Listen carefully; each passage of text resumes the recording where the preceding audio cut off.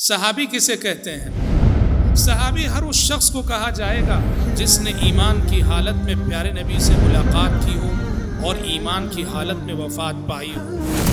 مقام صحابہ، حضرات صحابہ کرام رضوان اللہ علیہم اجمعین کی خصوصیات، اللہ ان سے راضی ہو گیا اور وہ اللہ سے راضی ہو گئے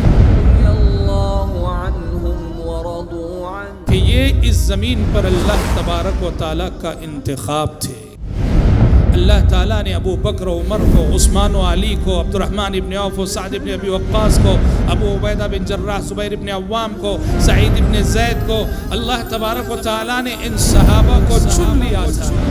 یہ صحابہ اسلام کے اولین داعی بن گئے، کتاب و سنت کے اولین مبلغ بن گئے، اور دین اسلام کے لیے سب سے پہلے قربانی دینے کا اعزاز و شرف بھی اسی جماعت صحابہ کو حاصل ہوا۔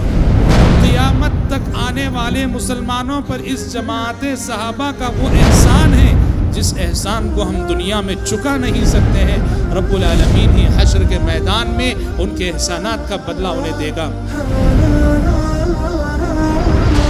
عشرۂ مبشرہ محمد صلی اللہ علیہ وسلم کے 10 عظیم صحابہ کی زندگیوں سے واقف ہونے کا بہترین موقع دیکھیے شیخ عبدالعظیم مدنی کے ساتھ ہر روز رات 8 بجے اور ہر دوپہر 12 بجے مرسی ٹی وی پر۔